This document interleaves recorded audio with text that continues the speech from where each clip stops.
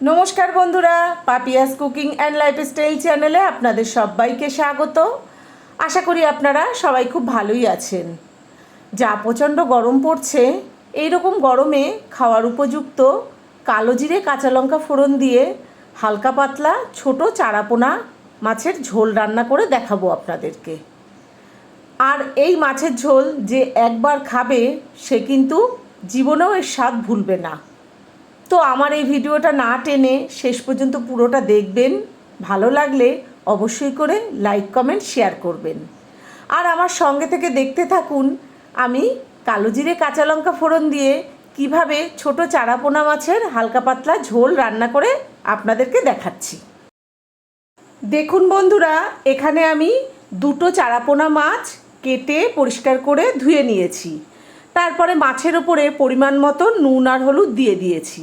এবার হাতের সাহায্যে মাছে নুন আর হলুদ খুব ভালোভাবে মাখিয়ে নিচ্ছি। আর এখনও যারা আমার চ্যানেলটিকে সাবস্ক্রাইব করেননি তাদের কাছে আমার অনুরোধ রইল, আমার চ্যানেলটিকে অবশ্যই করে সাবস্ক্রাইব করবেন এবং পাশে থাকা বেল আইকনটি ক্লিক করে অল করে দেবেন, যাতে আমি যখন যা নিত্য নতুন ভিডিও ছাড়বো তার নোটিফিকেশান সবার প্রথমেই আপনাদের কাছে পৌঁছে যাবে। দেখুন আমার মাছে কিন্তু খুব ভালোভাবে নুন আর হলুদ মাখানো হয়ে গেছে। এবার এই নুন হলুদ মাখানো মাছ 5 মিনিট ঢাকা দিয়ে রেখে দেব। 5 মিনিট হয়ে গেছে। মাছ ভাজার জন্য গ্যাসে কড়াই বসিয়ে কড়াইতে কিছুটা পরিমাণে সর্ষের তেল দিয়েছি। এবার তেল খুব ভালোভাবে কড়াইয়ের গায়ে মাখিয়ে নিলাম। এবার প্রথমে মাছের মাথা দুটো ভেজে নেব। সবসময় চেষ্টা করবেন প্রথমেই মাছের মাথা ভেজে নেওয়ার, তার কারণ মাছের মাথা ভাজার জন্য কিন্তু একটু বেশি তেলের প্রয়োজন হয়। কম তেলে মাছের মাথা ভাজলে ভেতরগুলো ভালো ভাজা হয় না, খেতেও কিন্তু খুব একটা ভালো লাগে না। এবার দেখুন এই রকমভাবে উল্টে পাল্টে মাছগুলোকে বেশ লাল লাল করে ভেজে নেব। আপনারা যেমন মাছ ভাজা খেতে পছন্দ করেন আপনারা ঠিক সেইভাবেই মাছগুলোকে ভেজে নেবেন। দেখুন আমার মাছ কিন্তু বেশ লাল লাল করে ভাজা হয়ে গেছে। এবার তেল থেকে তুলে নেব। এই মাছ দুটো তুলে নিয়ে বাকি যে লেজা দুটো রয়েছে সেই লেজা দুটোও ঠিক এই একইভাবে লাল লাল করে ভেজে নেব। দেখুন বন্ধুরা, লেজা দুটোও কিন্তু বেশ লাল লাল করে ভেজে নিয়েছি। এবার তেল থেকে তুলে নেব। মাছ ভাজা তুলে নিয়ে ওই তেলে 1 মুঠো বিউলির ডালের বড়ি ভেজে নেব। গ্যাসের ফ্লেমটা লোতে রেখে বড়িগুলোকে বেশ লাল লাল করে ভেজে নিয়েছি। এবার তেল থেকে তুলে নেব।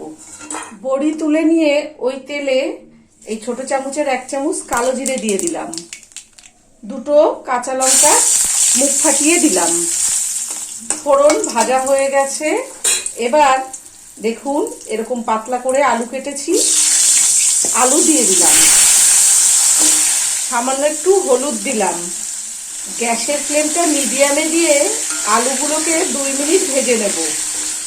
আলু 2 মিনিট ভাজা হয়ে গেছে। দেখুন পটল এরকম লম্বা করে 4 ফালি করে কেটে নিয়েছি, পটল দিয়ে দিলাম।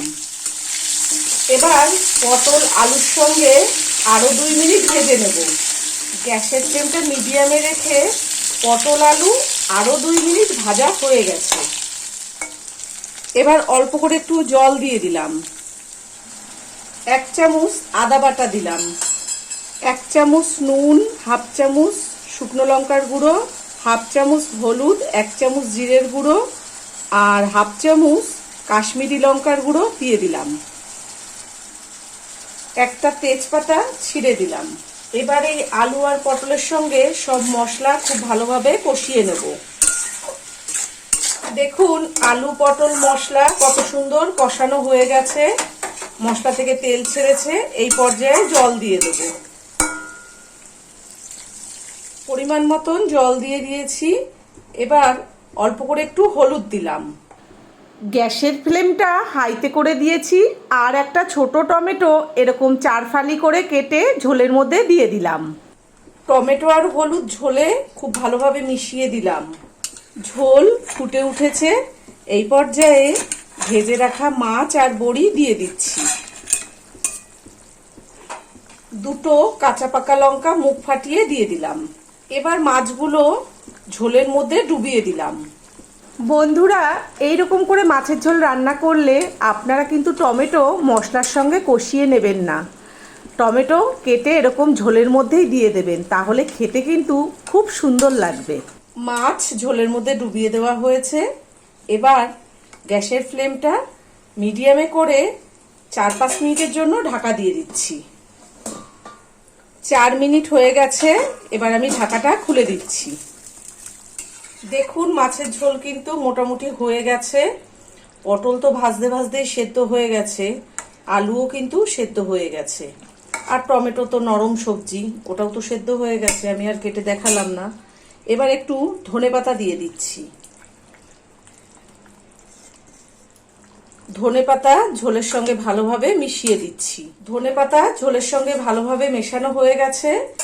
আবারও 1 মিনিট ঢাকা দিয়ে দিচ্ছি, গ্যাসের ফ্লেমটা হাইতে করে দিয়ে। 1 মিনিট হয়ে গেছে, আমি এবার ঢাকাটা খুলে আপনাদেরকে একটু দেখিয়ে দিই কোন পর্যায়ে গেল। দেখুন মাছের ঝোল কিন্তু একদম রেডি হয়ে গেছে। এবার আমি গ্যাস নিভিয়ে দেব, দিয়ে 5 মিনিট ঢাকা দিয়ে রেখে তারপরে পরিবেশন করে আপনাদেরকে দেখাবো।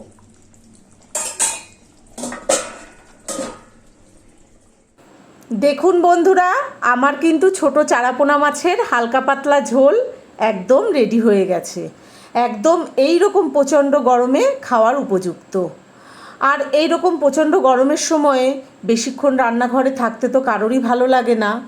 তো সেই জন্যেই আজকে আমি আপনাদেরকে এই ছোট চারাপোনা মাছের হালকা পাতলা ঝোল রান্না করে দেখালাম। খুবই তাড়াতাড়ি রান্না হয়ে যাবে, আর এক তরকারি ভাত, এর সঙ্গে কিন্তু আর অন্য কোনো তরিতরকারির প্রয়োজন নেই। আপনারা গরম ভাত বা ঠান্ডা ভাত যেমন খুশি খাবেন, অসাধারণ লাগবে। আবার বাড়িতে কোনো লোকজন আসলে, আত্মীয় স্বজন বন্ধুবান্ধব, তাদেরকেও খাওয়াবেন, তারা কিন্তু সবাই আপনার প্রশংসা করবে। আর আজকে আমার এই মাছের ঝোল রান্না আপনাদের কেমন লেগেছে, বা আপনারা বাড়িতে রান্না করে খেয়ে আপনাদের কেমন লেগেছে, সবটাই কিন্তু আমাকে অবশ্যই করে কমেন্ট করে জানাবেন। আর আমার সকল বন্ধুদের কাছে অনুরোধ, প্রচণ্ড গরম পড়ছে, এই রকম গরমে খুব প্রয়োজন না হলে বাইরে বেরোবেন না, আর প্রচুর পরিমাণে জল খাবেন। আমি আবার অন্য কোনো দিন অন্য কোনো রেসিপি নিয়ে হাজির হয়ে যাব। আপনারা সবাই ভালো থাকবেন, সুস্থ থাকবেন। ধন্যবাদ।